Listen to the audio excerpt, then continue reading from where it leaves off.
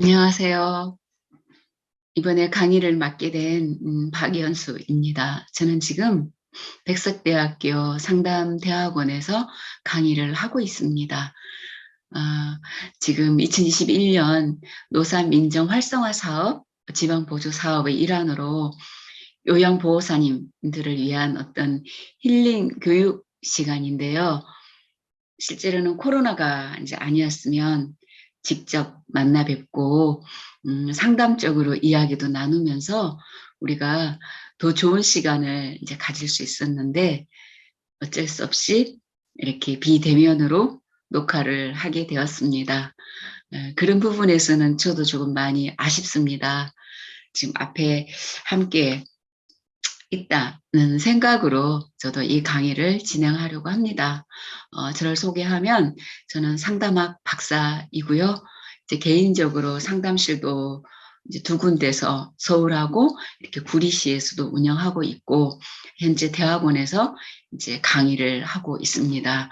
그래서 현장에서 만나는 여러 직종의 분들과 이제 이야기를 나누면서 그분들의 스트레스가 어떤 것이고 그리고 그분들이 또 어떻게 살아가야 조금 더 건강한지 이런 것들을 제가 체험적으로 많이 하고 있습니다. 그래서 오늘 우리 여러분들하고 이렇게 짧게 만나지만 이 시간이 우리 요양보호사님들의 쉼이 있는 시간이 되었으면 좋겠습니다. 뭘 거창하게 이야기한다기보다는 그냥 이 녹화 동영상을 보면서 잠시라도 내 스스로를 사랑하는 시간이 되고 그리고 또 그 힘으로 또 내가 살아가야 될 시간들에 더 큰 의미를 발견하고 그랬으면 좋겠습니다. 그래서 제가 준비한 것은 크게 한 3파트 정도가 될 것 같습니다.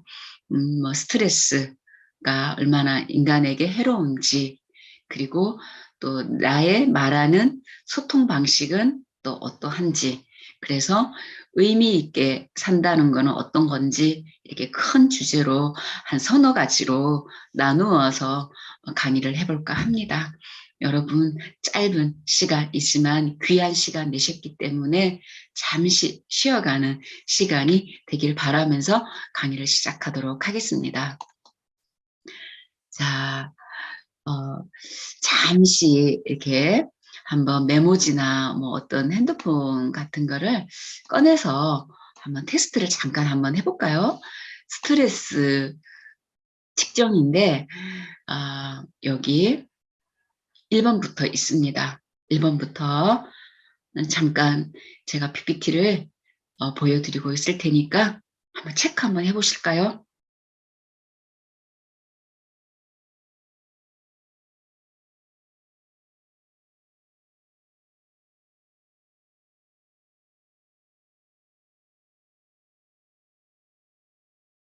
자, 만약에 나는 급해서 체크를 잘 못하겠다 싶으시면 이렇게 핸드폰으로 이 화면을 찍으셨다가 나중에 체크해 보셔도 좋겠습니다. 자, 그 다음 화면으로 넘어갈게요.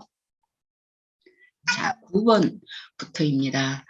9번부터 또 15번까지 한번 이렇게 보시면 좋겠습니다. 스트레스 없는 사람은 아무도 없죠. 그런데 그래도 내가 얼마 정도인지는 한번 체크해 보면 종종 재밌습니다. 네. 자, 심리면 테스트 다 끝났지요. 잘 체크를 하셨거나 또 사진을 찍거나 하시면 좋겠습니다. 자, 결과 한번 보도록 할게요. 자, 결과도 이렇습니다. 만약에 좀 전에 했었던 그 체크리스트에서 내 점수가 13, 19점? 이 정도다. 그러면 좀 더 적극적으로 내가 스트레스를 관리해야겠구나 라고 한번 생각해 보시면 좋겠고요. 20점 이상 나왔다.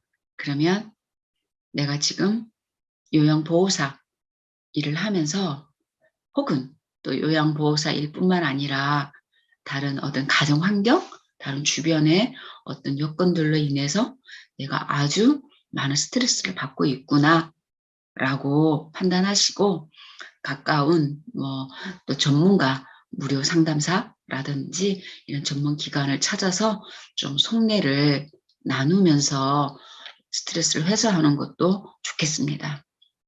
자, 이번에는 몸으로 나타나는 나의 스트레스는 어느 정도인지 한번 체크해 보시겠습니다.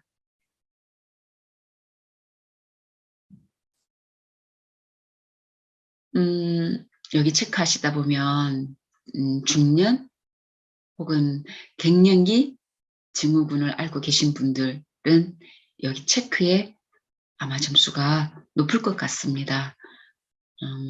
우리가 발달 주기상 피할 수 없는 어떤 갱년기도 엄청난 스트레스이거든요.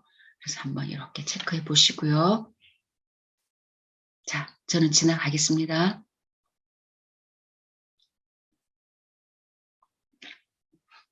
그 다음이에요.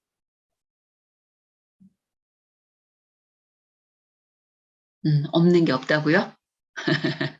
자, 그래서 만약에 신체적 스트레스 점수가 아까와 동일하게 13점에서 19점 사이에 있을 때, 아, 내가 정말 많이 힘들구나. 내 마음뿐만 아니라 내 몸도 많이 힘들구나. 라고 관심을 가져주시면 좋겠습니다. 그리고 20점 이상이면 혼자 힘만으로 내가 마음을 고쳐 먹으면 좋겠지. 이런 혼자 힘만으로 하려고 하지 마세요. 그럼 더 힘들고 더 좌절스러워요. 내가 뭔가 부족한 사람인 것처럼 느껴지기 때문에 도움이 안 되는 것 같아요. 그래서 그랬을 경우는 가까운 병원, 다니는 병원도 좋고요. 아니면 또 상담사를 찾아가서 잠깐 이야기를 나누면서 적극적으로 이 스트레스를 해소하도록 노력하시면 좋겠습니다. 자, 재미삼아서 한번 스트레스를 척도를 한번 내어보았습니다. 우리가 평생 일을 안 하고 살 수는 없잖아요. 그쵸? 그리고 또 내가 좋아하는 일만 하고 살 수도 없죠. 그쵸? 내가 좋아하는 일만 하면 얼마나 행복하겠어요. 그러나 좋아하는 일을 하는 사람들을 만나도 다 각각의 스트레스가 있거든요. 이제 우리 요양보호사님들은 어떤 스트레스가 있을지 저도 예전에 논문 인터뷰한 자료를 통해서 생생하게 기억하고 있는데 그래도 직접 만나서 이야기를 들었었더라면 제가 실질적인 도움을 더 줄 수 있었을 텐데 좀 아쉽긴 합니다. 여기 나와 있는 이 사진에 소와 사자 이야기 너무 잘 아시죠? 우리의 삶이 열심히 살았는데 이렇게 살면 어떡하지? 조금 소름 돋는 것 같아요. 잘 아시겠지만 소와 사자는 서로 정말 좋아서 결혼을 했었거든요.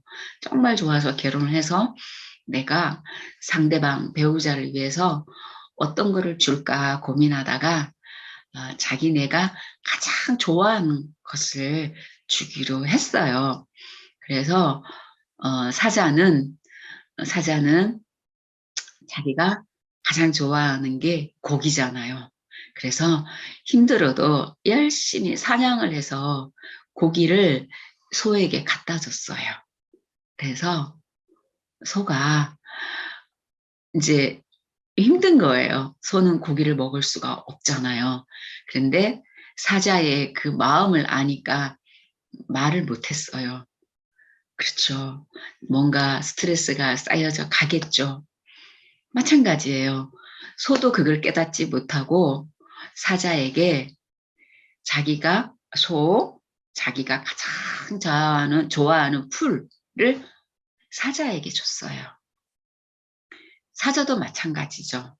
고기를 먹고 힘을 내고 뛰어다녀야 되는데, 나한테 풀을 주다니 하고, 이게 표시도 못 내고 스트레스를 많이 받았어요.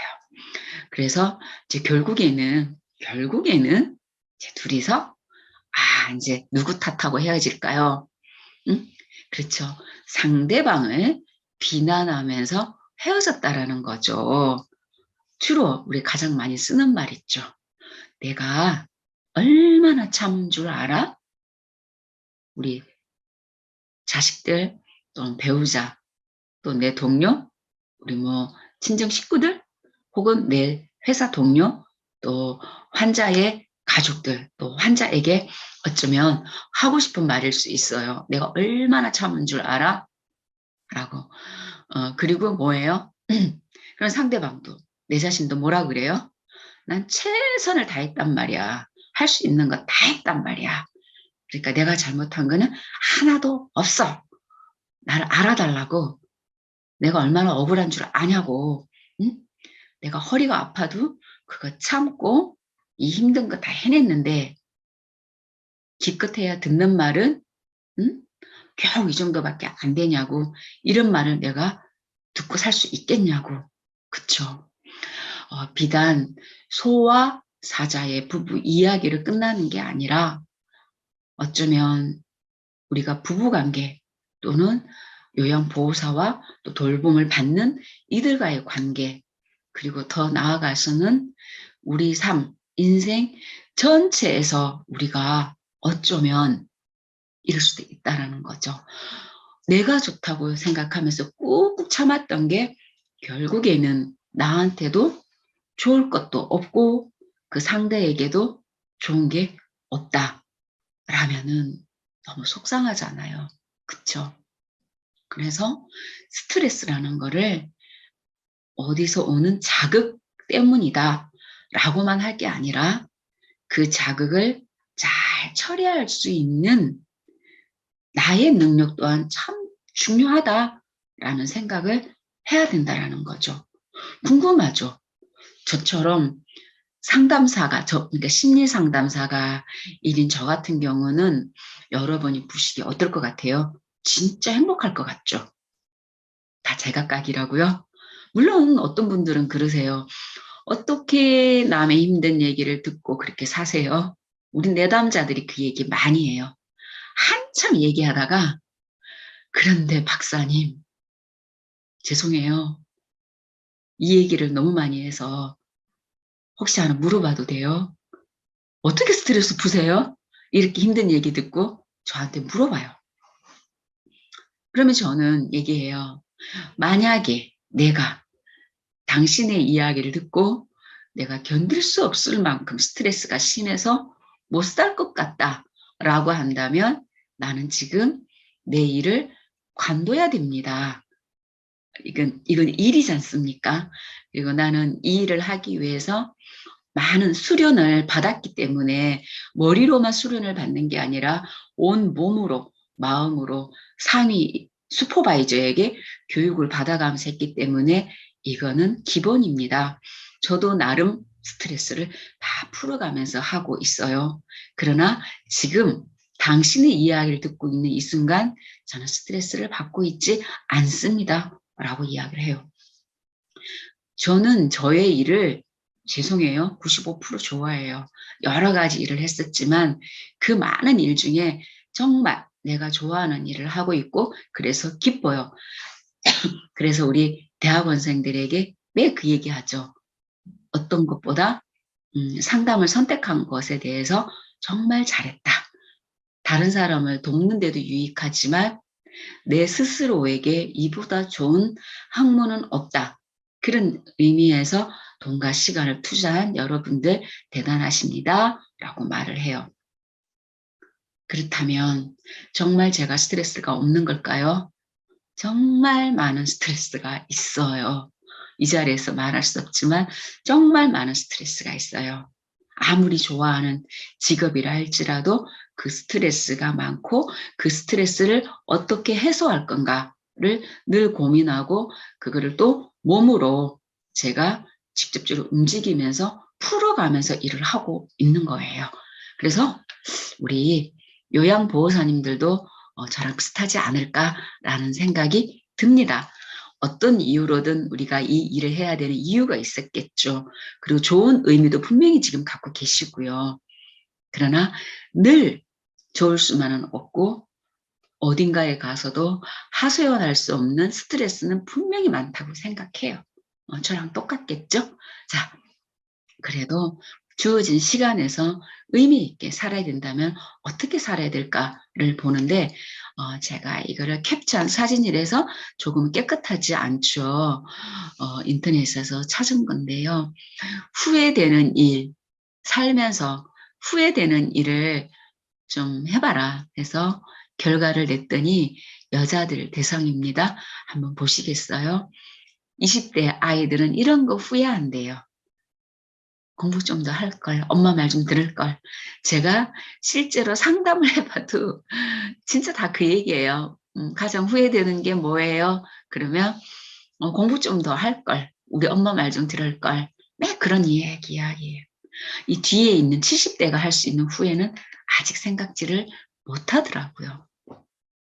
혹시 이 강의를 듣는 우리 요양보호사님들 중에 30대가 있으시다면 동의를 하겠죠? 공부 좀 할 걸? 그쵸? 만약에 결혼했다 그러면 이 남자랑 결혼하지 말 걸. 그쵸? 우리 부모님께 좀 더 잘할 걸. 거의 비슷하죠? 자, 40대까지도 여전히 공부 얘기가 나오네요. 공부 좀 할 걸. 공부 좀 했더라면 내가 이렇게 힘든 일을 안 할 텐데 다들 우리 내담자들이 해주는 이야기입니다. 그 다음에 이제 40대가 되면 또 뭐가 후회가 돼요? 아이들을 양육하잖아요. 아이들을 양육하니까 뭐가 또 후회가 되겠어요? 애들이 이제 초등학교 5학년, 중학생 이렇게 돼가잖아요. 애들이 속을 좀 쓰기면 어떻게 돼요? 아이고, 먹고 사는 것보다 애 좀 내가 잘 키울 걸. 아유, 저 녀석이 저렇게 속을 썩이네. 저럴 줄은 몰랐네. 사춘기가 온 건가? 뭐, 요 정도. 그죠? 애들 교육 좀 신경 쓸 걸. 그런데 돈이 없으니까 나라도 파트타임으로 일을 해야 되고 굶고 살 수는 없으니까 어쩔 수 없지 뭐. 그쵸? 이렇게 갑니다. 이제 그러면서 40대 중년이 되니까 슬슬 누구 생각이 나요? 누구 생각? 자식도 남편도 있지만 부모님도 있지만 내 자신, 내 자신. 나이가 중년이 돼버리면 지나온 길보다 앞으로 남아있는 길이 짧다는 생각이 서서히 들기 시작해요. 그래서 중년기가 오면 갑자기 허무감이라는 우울감도 오고요. 그리고 이제 갱년기까지 겹쳐버리면 걷잡을 수 없는 공허감, 말할 수 없는 후회감, 속상함, 지금까지 잘못 살은 것 같고 내 자신이 억울한 것 같고 막 이렇게 흘러가게 돼요. 그래서 40대부터 서서히 내 인생을 좀 즐겨보자. 그러면서 가장 왕성하게 동아리 활동, 개모임, 뭐 등산 등등 여기저기 배우러 다닐 수 있으면 최대한 또 많은 자격증 준비, 그런 것들도 이 시기에 일어나는 것 같아요. 네. 여전히 결혼 잘못한 거는 후회하고 있네요. 왜 다들 결혼을 잘못했을까요? 물론 이 중에 아우 나는 결혼 잘했어. 행운아야. 정말 좋은 남편 만났어. 이러는 분들도 계시겠죠. 그런데 대다수가 몸도 힘들고 자녀들도 또 내 뜻대로 잘 안 되고 또 직장을 다니다 보면 상사와의 관계 또 내가 돌보는 이들의 가족들과의 관계에서 말할 수 없는 스트레스가 이렇게 생겨나면 그게 통합적으로 되어져서 흔히 한국 사람들 하는 거 있잖아요. 내 팔자 이런 거 하는 거 있잖아요. 그러다 보니까 내가 이 남편만 안 만났어도 이 여자만 안 만났어도 지금 이보다는 낫겠다. 그러면 어쩜 이런 스트레스는 없겠다. 이런 뜻에서 아마 결혼을 잘못한 걸로 후회하는 것 같아요. 그 다음에 이제 50대로 넘어가 볼까요? 50대는 뭘 후회하나? 이제 1위가 내 공부 좀 할 거가 지나갔네요. 그쵸? 아, 내 공부 좀 할 거는 이제 지나갔어요. 이제 뭐예요? 자녀들이 대학교 또는 직장, 30대 초반, 이제 대학교 다니거나 취업 준비하거나 취업 못하고 있거나 결혼하려고 하거나 막 이즈음이잖아요. 애들이 잘 됐을 경우는 잘된 대로 뒷바라지를 잘해서 아이들이 잘된 대로 또 섭섭함이 있고, 뒷바라지를 못해서 아이들이 저러고 있나, 대학도 제대로 못 나와서 저러고 있나, 내가 뒷바라지 못해서 그런 것 같고, 대학은 나왔으나 취업을 못하면 내가 또 뭔가 잘못 키웠나? 한다고 했는데 어떻게 이 모습이지? 이런 거. 또 결혼을 하고 나면은, 결혼을 하면 한 대로 또 나를 대하는 어떤 태도를 보면, 아, 또 내가 애를 잘못 키웠나. 이깟 돈 덜 벌고 애들 양육을 똑바로 할 걸. 이게 1위로 올라오는 거예요. 부모라면은 모두가 그렇잖아요. 그쵸? 자식, 다들 상담에 오시는 분들이요. 부부 싸움에서 상담이 오기는 쉽지 않은 것 같아요. 잘 아시겠지만 내가 마음만 고쳐먹으면 되지. 또 저 아내가, 저 남편이 바뀌면 되는 거지. 그러면서 친구 만나 커피 마시고 때로는 술도 마시고 심하게 운동도 해보고 다 해본단 말이에요. 돈을 안 쓴다는 이야기예요. 그런데 우리 자녀에게 갑작스런 위험한 일들이 생기면 어머님들이 돈을 아끼지 않고 어떤 식으로든 상담실을 아이를 데리고 와요. 그 정도로 부모님들의 자녀 사랑은 정말 끝이 없구나, 이런 생각을 합니다. 그래서 자녀 때문에 상담실에 와서 이제 이런저런 이야기 듣고 왜 우리 아이가 이렇게 됐으며 후회도 하고, 그런데 나도 억울하다. 내가 일부러 그런 것도 아니고 나도 산이라고 그랬다. 그러면서 또 위로받고, 그럼 나머지 시간들은 어떻게 살아야지 라는 거를 배우고 가는 거예요. 그래서 애들 교육 때문에 부모님들이 50대가 돼도 여전히 고민하더라 라는 거고, 또 여전히 나오는 거 있지. 아직도 결혼을 후회하고 있어요. 잘 못했다고 생각을 하는 거예요. 잘할 수 있었는데 잘 못했다. 공부 좀 할 거는 조금 이제 순위가 내려가고요. 새롭게 등장하는 게 하나 있죠. 남편 바가지 긁은 게 조금씩 후회가 되기 시작하는 거예요. 그전까지는 바가지를 긁는다기보다는 억울하고 남편 때문이야 라는 글을 많이 했는데, 50대가 되고 내 자녀도 보고 또 내 며느리도 보고 주변 사람들 사이좋게 지내는 부부를 보면서 내가 조금 더 참을 걸, 좀 더 이쁘게 말할 걸, 이런 식으로 배우자에 대한 후회도 조금씩 늘어갑니다. 아마 그래서 60, 70대까지 끝까지 살아가나 봐요. 네. 그리고 뭐 재테크, 돈 문제는 우리가 떼어놓을 수가 없네요. 돈 좀 잘 굴릴 걸, 뭐 이렇게. 자, 60대도 여전히 뭐예요? 우리 여기 계신 분들 중에 60대도 있을 수 있잖아요. 자식들에게 좀 더 잘해줄 걸. 여기서 애들이라고 하는 거는 며느리, 사위까지 들어갈 수 있는 거죠. 손자, 손녀 말할 수 없고, 내 성질대로 하지 말고 좀 더 잘해줄 걸, 뭐 이런 거. 그리고 좀 배우고 살았었더라면, 이런 거예요. 밑에 보시면 알겠지만 여전히 이 집에 시집 온 것 후회하고 있어요. 어떻게 하면 좋아요? 자, 70대가 되면 어떻게 될까요? 배우고 싶었는데 여전히 이 배우고 싶다라는 거가 단순히 공부는 아닐 것 같습니다. 삶을 살아가는 지혜, 이런 것들을 말을 하고 때늦은 후회인 것 같아요. 때늦은 후회. 앞에 20대, 30대, 40대, 50대, 60대에 했었던, 어떻게 보면 저런 것들이 다 부질없는 것들이고 어쩌면 지혜롭게 좀 더 슬기롭게 사는 법을 배우지 못한 것을 후회하지 않을까. 제가 실질적으로 88세 된 어르신도 상담했고 84세 된 어르신도 상담하고 있어요. 현재. 인지적 기능만 되면 다 상담이 되시거든요. 다 후회하세요. 다. 근데 좀 더 지혜롭게 살 걸. 이럴 줄 몰랐다. 이렇게 육신이 온갖 관절이 다 내려앉고 이제는 내 발로도 못 걸을 줄 꿈에도 몰랐다.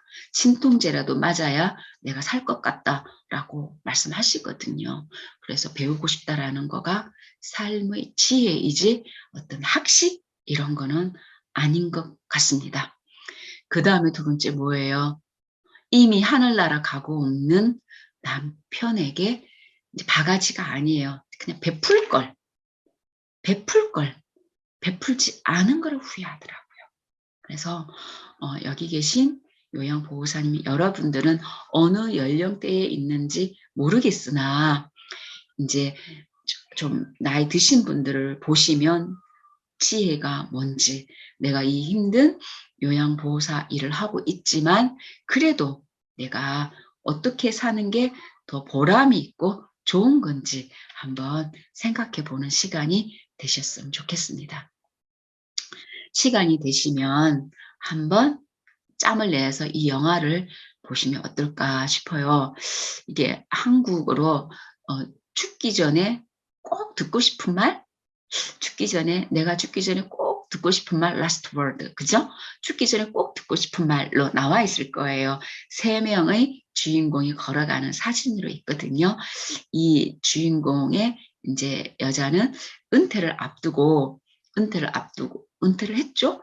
그리고 이제 자기 죽음에 대한 어떤 생각을 하면서 일어나는 일들이거든요. 그러면서 지나온 삶을 정리를 하고 남아있는 시간을 아주 의미 있게 보내는 그런 주제로 다루어져 있어요. 그래서 시간 되실 때 한번 보시면 나를 돌아보고 내 마음을 이해하는 참 좋은 시간이 되겠다라고 생각해서 한번 추천드리고 싶어요. 그 영화에 보면 이 여자 주인공이 4가지의 답을 할 수 있어야 된다 생각해요. 죽기 전에 동료들의 칭찬을 받아야 된다. 우리 동료들에게 칭찬받기 진짜 어렵지 않나요? 시기와 질투, 그쵸? 뒷담화, 어쩌지 못해서 웃고 같이 지내야 되고 너무 힘들죠. 그 내색을 안 하는 것도 힘들어서 집에 오면은 애꿎은 우리 아이들이나 애꿎은 남편이 뭔가 실수하면 그때 폭발적으로 나오죠. 폭발을 하는 사람은 그나마 다행인데 폭발을 못하는 사람은 우울하고 울적하고 무력하고 권태롭고 그래서 이를 관두고 싶어지는 비관적으로 흘러가게 되죠. 그래서 동료들의 칭찬이 참 중요하다.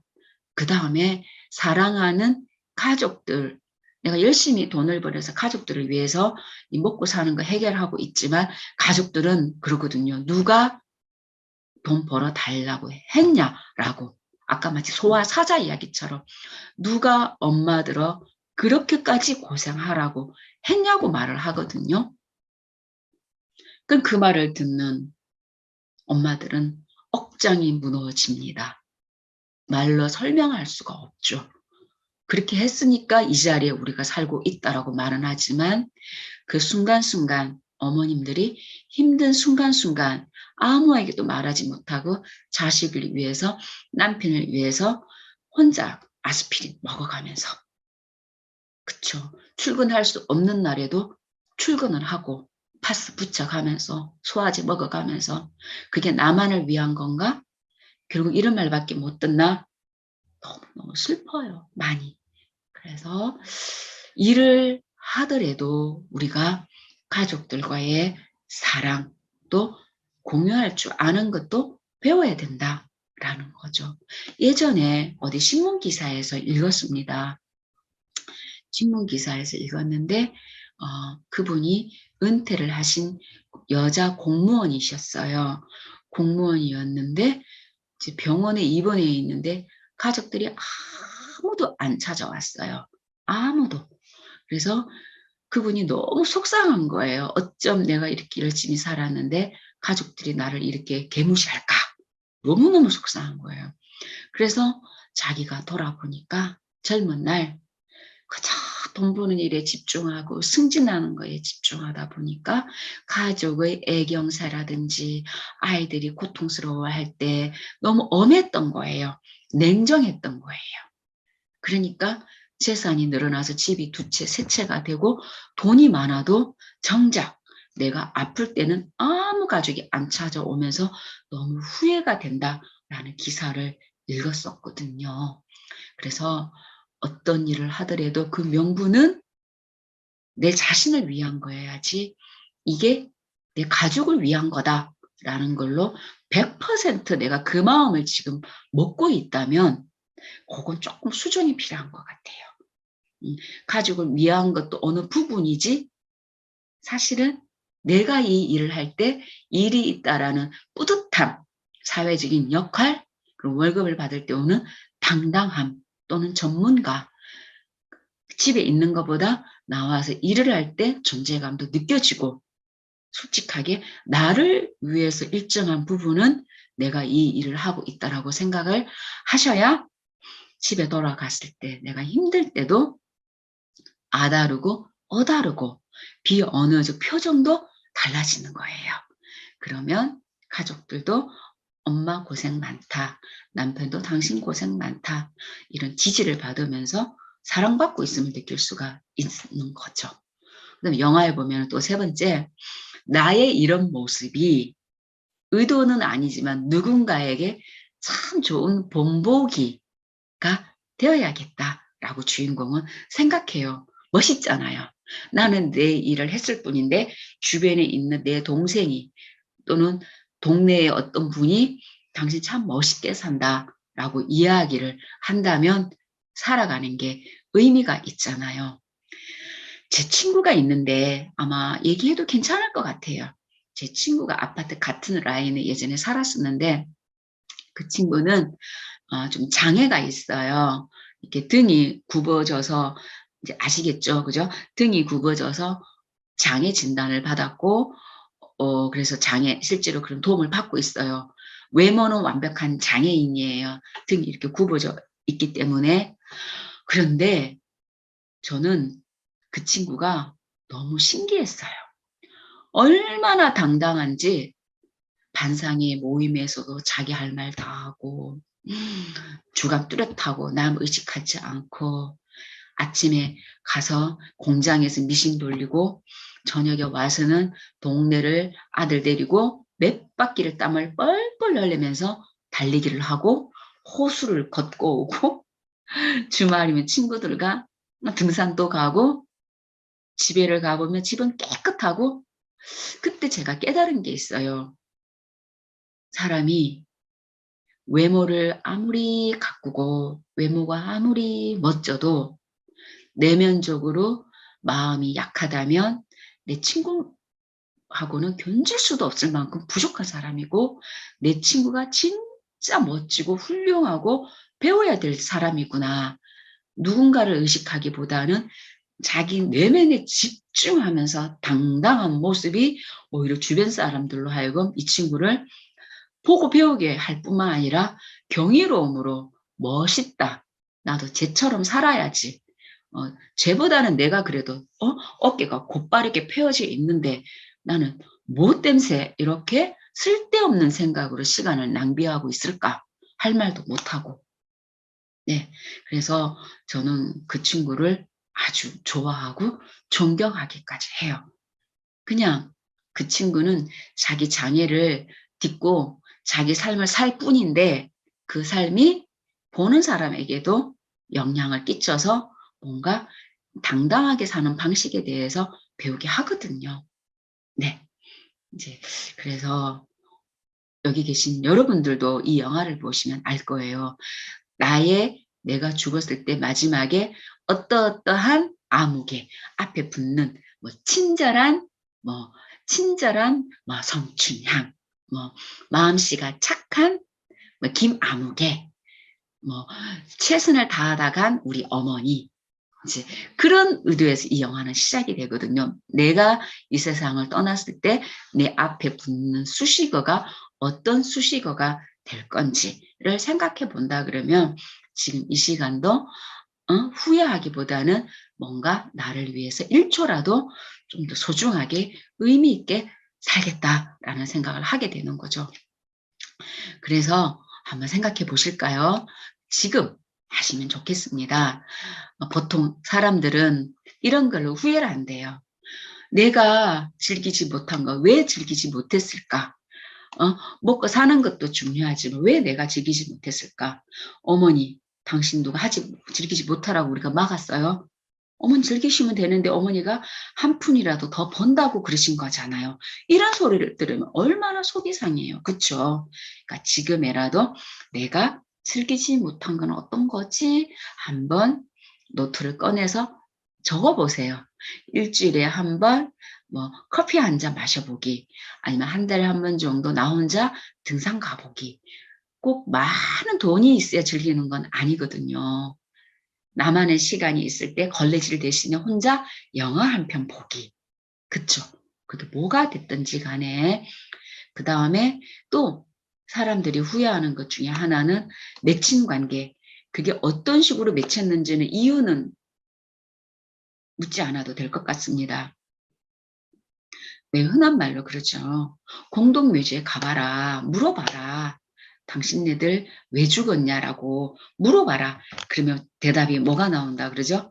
공동묘지에 있는 묘의 개수만큼 죽은 이유가 다 다르다는 거예요.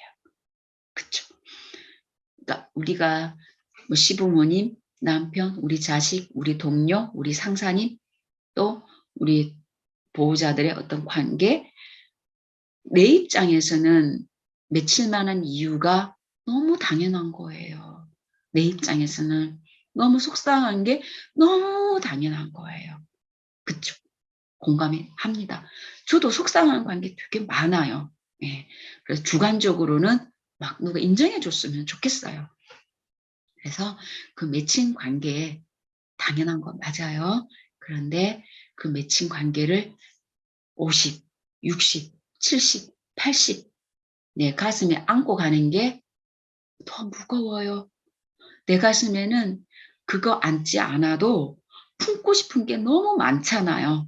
하고 싶은 것도 있고 즐기고 싶은 것도 있고 돈 벌어서 쓰고 싶은 것도 있고 집에서 혼자 조용히 책도 읽고 싶고 혼자 조용히 걷고 싶기도 하고 즐거운 얘기도 하고 싶고 너무 많잖아요. 그런 걸로 내 마음을 채워야 되는데 내 마음 한켠에 어렸을 때 나를 힘들게 했었던 부모님에 대한 속상함이 한저 끝에서 무게를 차지하고 있다면 그 무게만큼 내가 다른 것을 즐길 수가 없는 거예요. 그래서 나를 위해서 다른 사람을 위해서 살라는 게 아니고 나를 위해서 그게 뭐가 됐든지 간에 풀 수 있으면 풀어보는 것. 제가 집단 상담 수업을 대학원에서 가르칩니다. 그러면 여기서 열 몇 명이 나와서 다 자기 얘기해요. 그런 얘기를 하죠. 내 친구가 우연히 끊겼는데 10년 동안 끊겼다. 근데 자기가 좀 잘못했다. 근데 친구한테 연락이 없어서 너무 야속하고 두렵고 떨린다. 그러길래 제가 숙제를 내줬습니다. 카톡해라.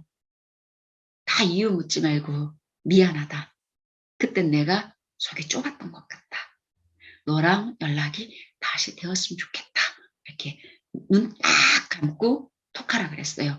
십몇 년이 지났는데 아직도 그게 후회가 된다 그러면 더 이상 후회하면 안 되잖아요.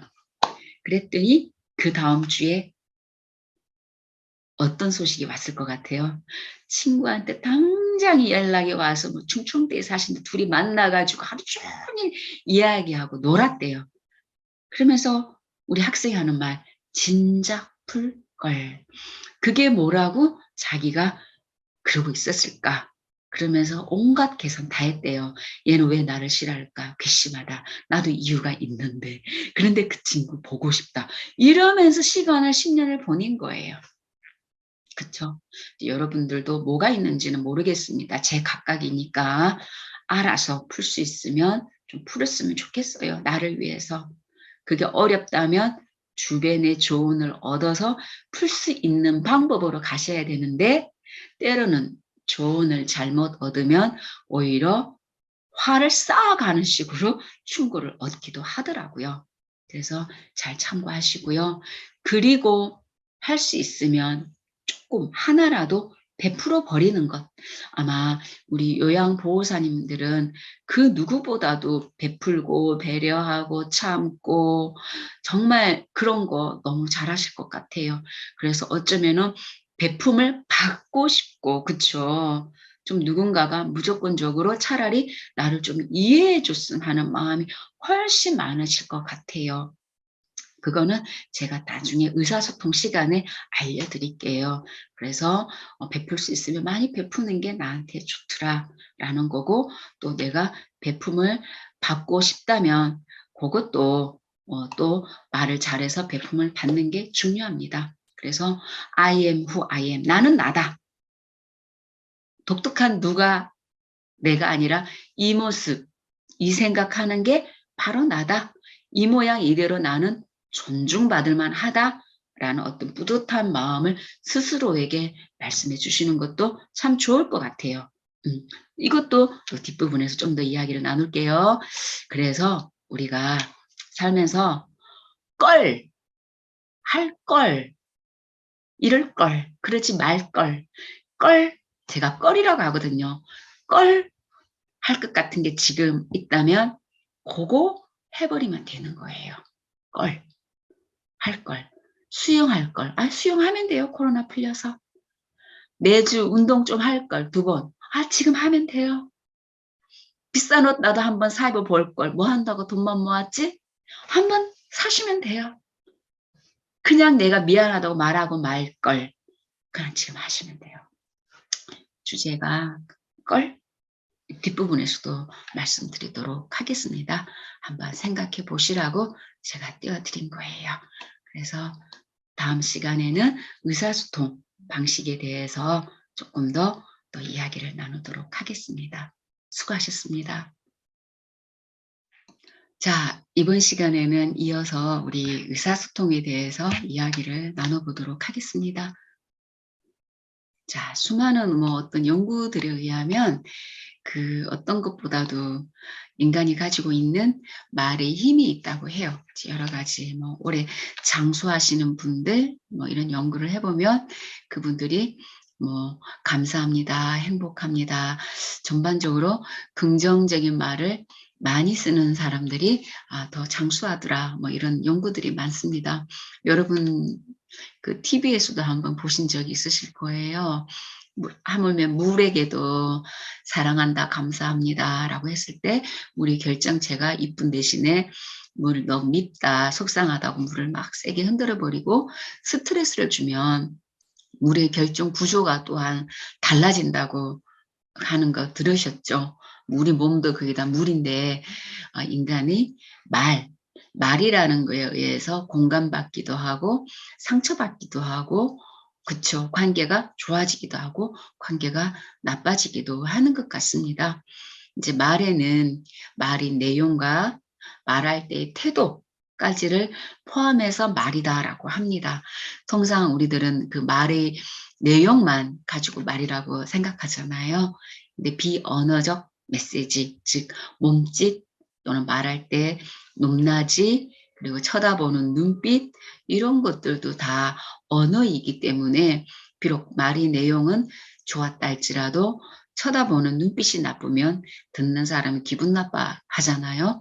그래서 우리는 말을 그러니까 이쁜 말을 한다는 게 아니라 건강한 의사소통을 할 수 있어야 된다라는 겁니다.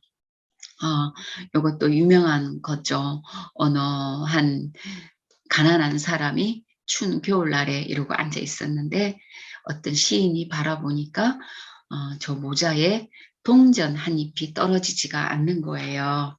그래서 보다 못해서 시인이 이제 이렇게 이쁜 글귀를 쏟았습니다.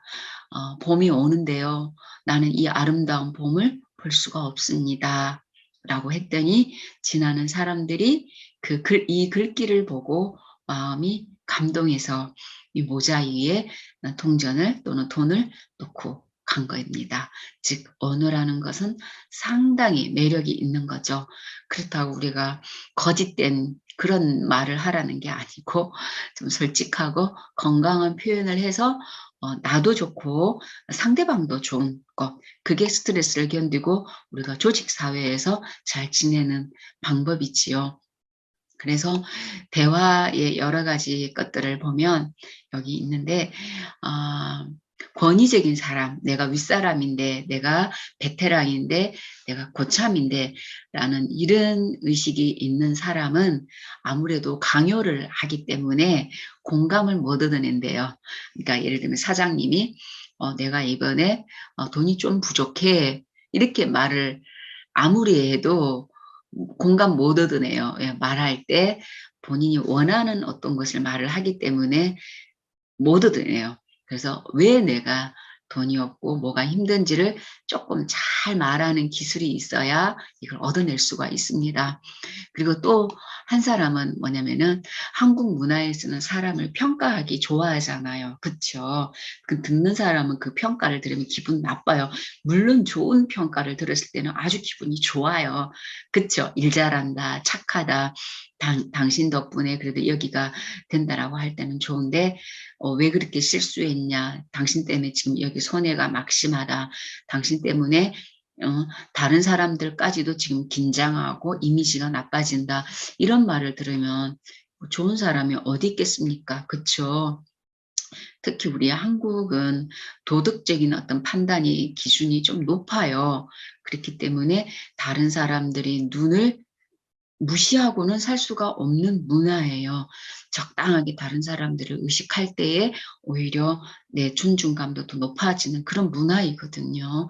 그래서 우리가 적당하게 적당한 방어는 좋은 거죠. 과도한 방어는 불쾌감이고 나도 힘들지만 적당선이라는 건 어디까지요? 나도 편하고 상대방도 평안 그 기준이 적당한 것 같아요. 내가 너무 많이 참으면서 상대방을 배려한다? 그건 적당한 거 아니에요. 나에게 내 마음에 내 몸에 너무 많은 것을 참으라고 명령을 내렸기 때문에 상대방은 편할지 모르지만 난 힘들어요. 그래서 그거는 약간 오버된 부분이죠. 그래서 왜 내가 나를 그렇게 누르면서까지 상대방에게 과잉으로 할까라는 것을 돌아보면 내 안에 또한 있겠죠. 칭찬받고 싶고 좋은 사람이고 싶은 이미지 관리 이런 게 있겠죠.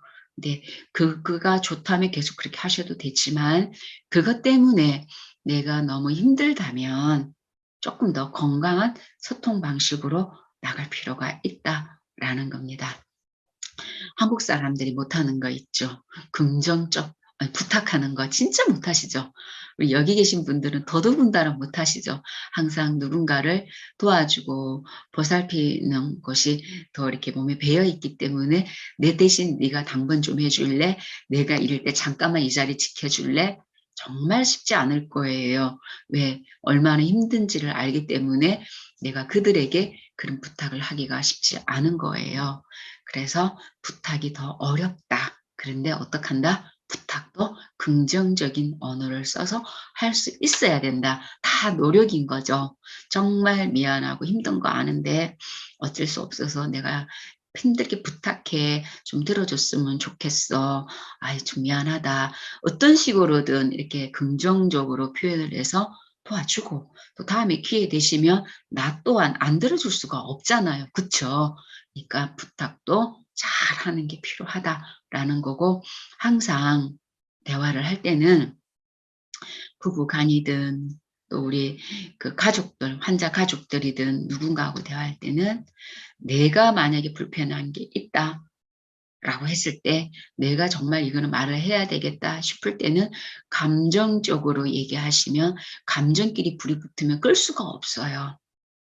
그래서 속상하고 화났지만 그거보다는 왜 내가 속상하고 화가 났는지를 상대가 이해할 수 있게 아주 명확하고 구체적으로 긍정적 언어로 전달할 수 있어야 내가 공감을 받을 수 있어요. 그냥 내 얼굴만 퉁퉁 부어 있고 속상하다고 해서 고마워하지는 않잖아요. 차라리 왜 내가 어떤 부분이 지금 힘들고 당신들이 좀 이해해 줬으면 좋은지를 언어로 웃으면서 뭐 어르신이 여차지차해서 내가 뭐 그때는 너무 힘들어서 나도 모르게 팔에 힘이 빠진다. 그래서 종종 뭐 이렇게 조금 미안하기도 하다. 뭐 어떤 일인지는 지금 있지 않으니까 제가 물어보면서는 할 수는 없는데 그게 뭐가 됐든지 간에 말을 하는데 중요한 건 따지듯이 말을 하면 듣는 사람이 기분 나쁘다는 거. 똑같은 말이라도 따지듯이 하지 말고 조곤조곤 웃어가면서 얘기해도 충분하거든요. 그래서 나도 모르게 종종 좀 실수가 있을 수도 있고 그래서 아마 오해하실 수도 있겠어요. 라고 말해보는 연습이 내가 나를 보호하는 적당한 방어이겠죠. 그래서 참는 것도 좋은 것도 아니고 그러라고 말하라고 했다고 해서 감정을 섞어서 다 말하는 것도 좋은 게 아니에요. 자, 이거는 조금 시간 되면 좀 이따가 한번 해보도록 하겠습니다. 사람들 간에 주고받는 의사소통 방식을 보면 그 사람의 살아가는 삶의 방식을 이해할 수 있다고 세티어가 말을 했어요. 그래서 말하는 걸 보면 아, 저분이 어떤 성격이고 어떻게 살아왔구나가 다 보인대요. 예. 그래서 얘기하는 방식으로 한번 유형을 나누어 본 거예요. 그랬더니 5가지가 나왔는데 맨 마지막에 이 일치형은 정답이니까 우리가 가야 되는 정답과 같은 방향이니까 이거를 빼고 나머지 4가지 유형에 대해서 제가 간단하게 설명을 드리겠습니다. 실제로 만났으면 한번 종이에다가 테스트를 해보면 더 정확하게 나오겠죠. 그런데 그냥 강의만 듣기만 해도 아, 내가 저 유형에 들어갈 수 있겠구나. 그래서 내가 힘들고 또 내 주변에 있는 사람들도 나를 오해하는구나. 이렇게 보시면 아마 실제 생활에서 좀 적용하는데 도움이 될 것 같습니다. 자, 회유형입니다. 자, 회유형들은 이게 오른쪽에 있는 그림을 보면 알겠지만 우리가 대화를 할 때 사람들이 초점이 있대요. 자기 자신에게 초점이 있는 사람, 상황에 초점이 있는 사람, 타인에 대한 배려에 초점이 있는 사람, 대화의 초점이 다르대요. 근데 지금 말하고자 하는 이 회유형들은 자기를 무시하는 사람들이래요. 대화 속에 자기를 무시하는 사람들이래요. 길게 쓰는 말이 어떤 말인가 보면은 여기 사진에 나와 있는 것처럼 어때요? 어때요? 다 미안합니다. 울고 억울해 이렇게 말하죠. 그쵸? 그래서 해외인들이 즐겨 쓰는 말은 사과. 미안해요. 잘못했어요. 죄송해요. 그래, 다 내가 부족해서 그래. 그래, 너희들이, 응? 나 때문에 고생이 많다. 뭐 이런 거예요.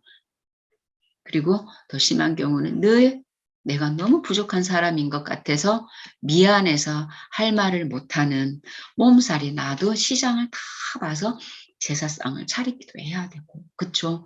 그래 놓고는 이제 되게 억울함이 쌓이겠죠. 그래서 회유형들은 흔히 우리 사회에서 착한 사람들이란 소리를 많이 듣습니다. 참 착해. 저 사람 좋아. 왜요? 할 말을 다 안 하십니다. 속상한 걸 다 말을 안 해요. 꿀떡꿀떡 삼키세요. 그리고 녹일 수 있는 한 사탕처럼 녹여내려고 애를 써요. 그리고 내가 많이 부족한가 봐. 항상 여기에 초점이 있어요.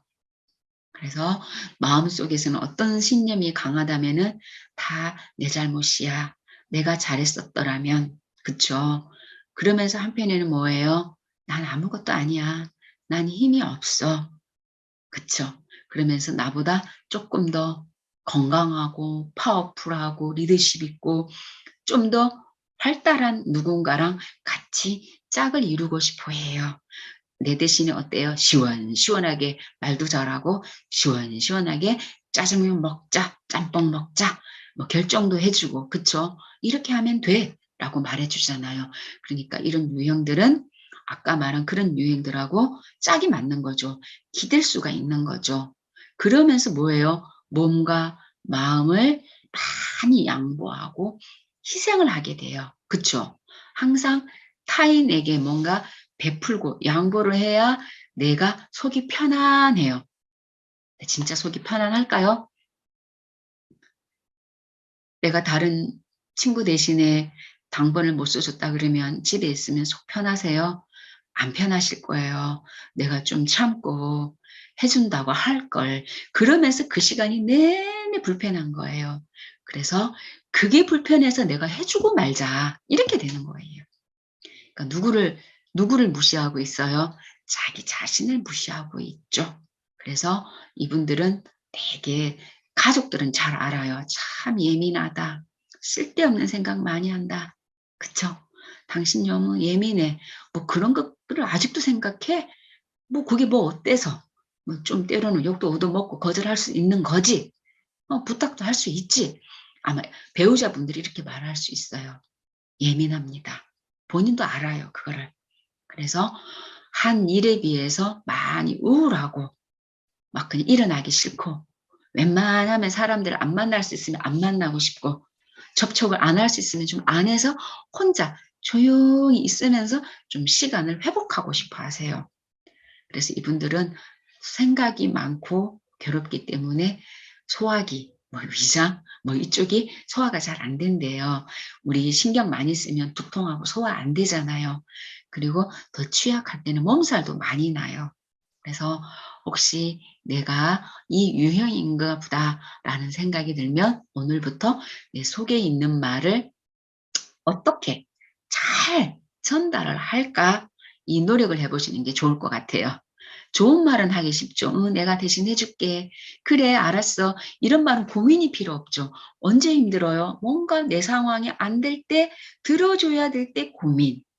그리고 내가 뭔가 부탁을 해야 될 때, 부탁을 못하니까 오는 게 힘들잖아요. 그러니까 부탁하고 거절할 때, 이제부터 어떻게? 아까 앞에서 말했죠.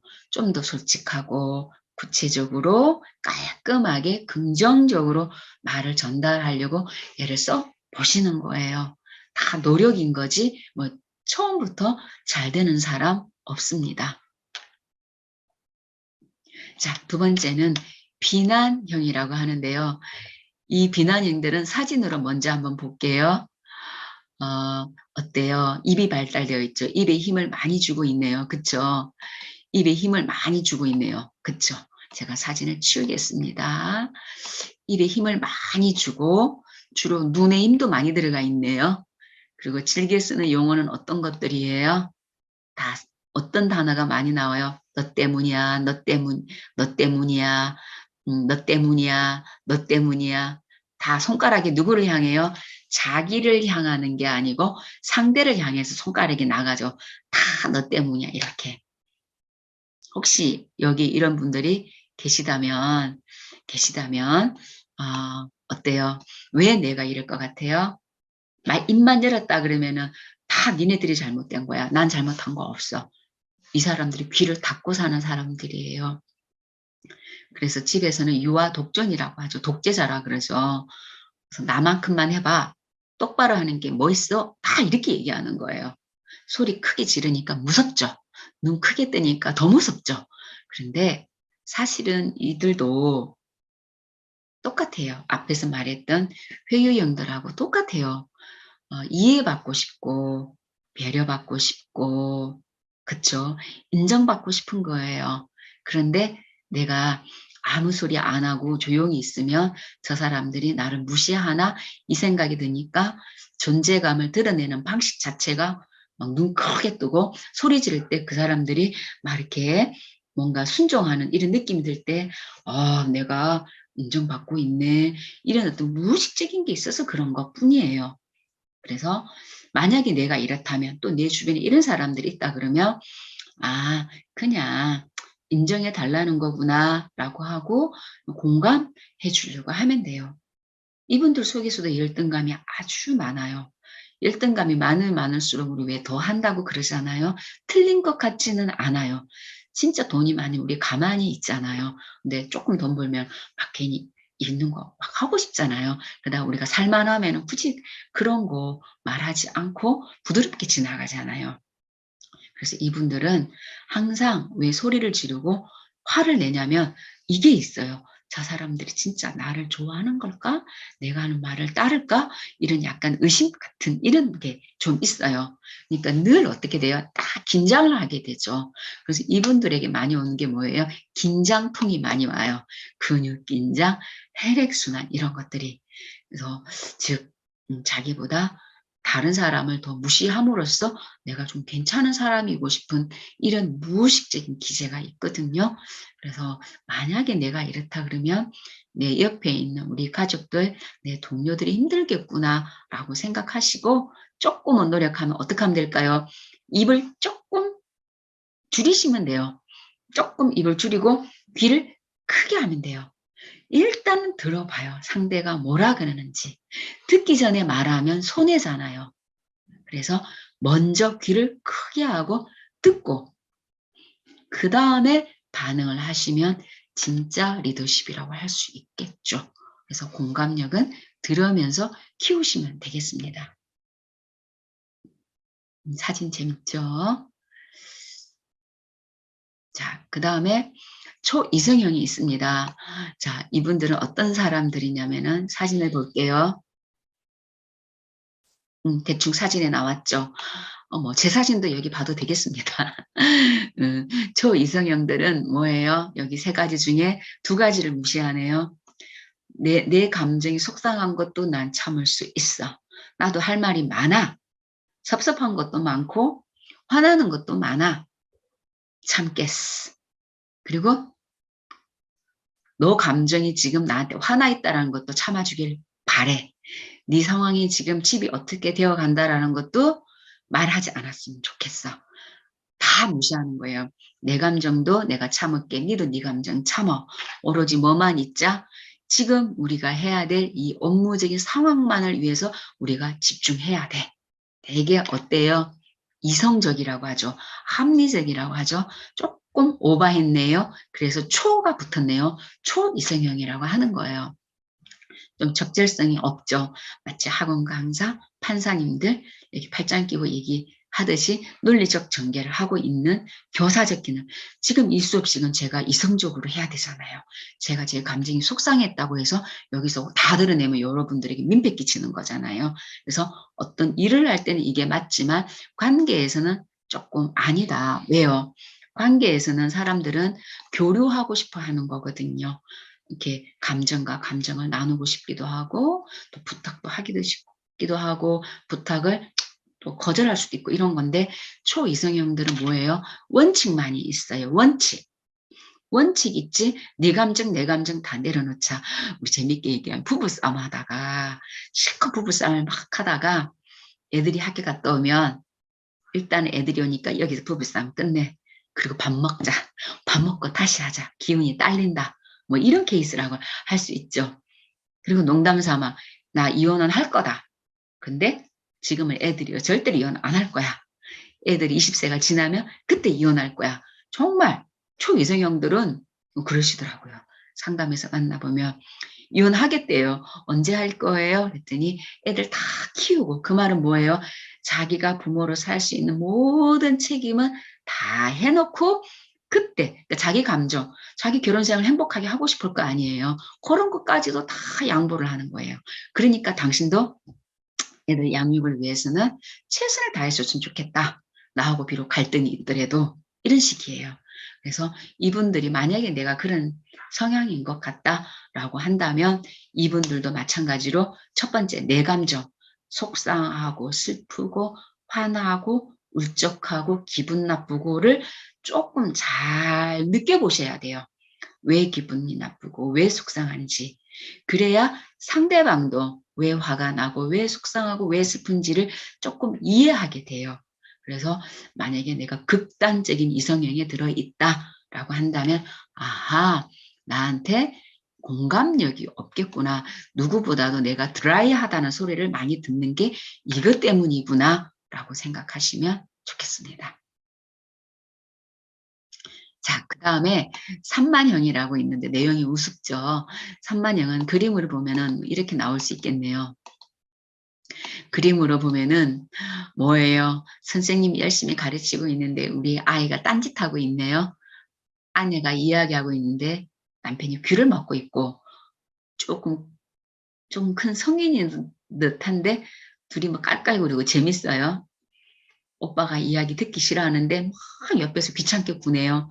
다 X입니다. 산만형은 이야기할 때 도대체 초점이 어디 있는지 모르겠어요. 여기 다 X 된 거예요. 어떤 때는 자기, 어떤 때는 타인, 어떤 때는 상황. 한마디로 뭐예요? 우리 흔히 바깥에서 자주 듣는 말, 4차원? 지구 바깥으로 떠나거라 하는 거 있죠. 뭐 그런 것처럼 그냥 자기 자신이 관심 있는, 그것만 관심 있는 거예요. 옆에서는 전쟁이 나도 자기 스포츠, TV 보는 게 중요하다면 그것만 심각할 뿐이에요. 그러니까 자기가 해결해야 될 것만 중요하고 자기 하고 싶은 것만 좋아하는 거예요. 어때요? 약간 아이 같죠, 그죠? 그래서 산만하다라고 사람들이 이야기를 해요. 근데 이분들은 뭐예요? 제일 즐겨 쓰는 말, 내비둬, 내비둬, 내 알아서 할게, 내비둬, 내 맘대로야. 일관성이 좀 없게 보일 수가 있어요. 그때그때 틀려서 도대체 이 사람을 맞추기가 힘들 수가 있어요. 언제는 이성적인 것 같더니 언제는 감정이고 옆에 사람들 헷갈리게 만들어요. 그리고 실컷 조언하고 나면 뭐 상관없어. 아유 뭐 몰라. 횡성수설 부적절. 이야기를 좀 하려고 그러면은 3분을 못 넘길 거예요. 그래서 되게 혼동감을 줘요. 만약에 내가 이런 사람인지 아닌지는 어떻게 아냐? 듣기 싫은 만약 이 강의를 듣는다든지 또는 듣기 싫은 어떤 교육에 우리 아이들을 넣어놓으면 엄마 속이 울렁거려 토할 것 같아요. 아이들에게선 제일 그 증상이 심해요. 엄마 토할 것 같아. 몸으로 바로 와요. 내가 집중을 못하니까. 이해되시죠? 그래서 그런 부분이 있는데 이분들은 재미가 장점이에요. 참 재미있어요. 참 재미있는 게 장점이고 어디를 가거나 사람들 사이에서 윤활유 같은 역할을 해줘요. 그래서 내 동료가 비록 대화할 때 초점 없고 횡성수설하지만 그 동료가 없다면 우리가 있는 이 조직체는 썰렁하고 재미없고 딱딱해요. 앞에 있는 사람들 그런 유형만 있다 그러면 재미가 없어요. 그래서 이런 산만형이 존재하는 이유도 다 필요해서 있는 거거든요. 그래서 인정해 주면 좋겠고 만약에 내가 산만형일 수도 있겠다 싶으면 여러분들은 조금 상대방이 얘기할 때 조금 자세를 마음의 태도부터 조금 더 들으려고 하는 좀 그런 태도가 한 연습이 되셔야 되는 거예요. 조금 아까는 귀를 크게 하는 그런 거라면 이 귀를 크게 하는 것뿐만이 아니라 조금 몸도 들어보고 집중하려고 하는 노력이 필요하고 정 안 되면 메모하는 것도 필요해요. 그래서 제가 지금 여기서는 다 얘기 못 하는데 얘네들끼리 이 유형들끼리 조합이라는 거가 따라서 서로 궁합이 맞기도 하고 싸우기도 하고 그래요. 그래 놓고는 서로 성격이 이상해라고 얘기해요. 이상한 성격 아무도 없습니다. 우리 모두는 다 제각각의 성격이 정답인 거예요. 어쩌면 이상하다면 내가 이상한 게 오히려 맞을 수가 있는 거예요. 그쵸? 이상한 게 아니고 우리는 참 좀 다르구나, 차이가 있구나라고 보시면 좋겠습니다. 그러면 제일 좋은 의사소통은 뭐냐라고 하면은 일치형의 의사소통인데요. 잠깐만요. 일치형의 의사소통을 네. 일치형의 의사소통입니다. 어때요? 이 사진 보니까 참 좋죠. 너무 좋죠. 일치형은 어떤 때는 내가 중요해. 나 속상해. 어떤 때는 당신 속상했겠어. 어떤 때는 그래, 너 부탁 들어줄게. 어떤 때는 지금 우리가 아무리 속이 상해도 이게 위기 상황이니까 일단은 우리 나중에 화해는 나중에 하고 빨리 여기 벌어진 일 처리부터 하자. 상황을 중시하고 뭐예요? 내면과 외면, 나, 너, 상황, 그때그때 유연성 있게 대화할 수 있는 사람이 건강한 사람이에요. 이게 일치형이라고 불러요. 이 사진을 보시면 듣는 사람도 정말 자세가 좋으네요. 말하는 사람도 지금 부탁을 하는 건지 뭔 말을 하는 건지는 모르지만 듣는 사람 듣기 좋게 얘기 잘해주고 있죠. 이게 일치형이라고 하는 겁니다. 그래서 만약에 여러분들이 조금 연습을 한다 그러면 이렇게 했으면 좋겠어요. 항상 사람을 대할 때는 몸이 이렇게 정면으로 딱 정방향이 보게 의자가 틀어져 있다면 몸은 돌릴 수가 있잖아요. 항상 그 사람을 향해서 내 몸이 방향이 움직일 수 있으면 좋겠고요. 팔짱이나 턱 꼬이거나 뭔가 이렇게 다리 꼬거나 보는 사람 입장에서 뭔가 이렇게 폐쇄하는 느낌을 주면 마이너스예요. 그쵸? 그리고 대화를 할 때는 똑바로 서서 할 때 상관이 없지만 좀 앉아서 할 때는 조금만 앞으로 우리 들어주는 척이라고 하죠. 조금 몸을 기울여 준다면 상대방이 더 얘기를 톤을 낮춰서 잘하게 되거든요. 게다가 이왕이면 좀 눈도 맞추어 주고, 그쵸? 또 이왕이면 고개도 끄덕거려 주고, 뭐, 그쵸?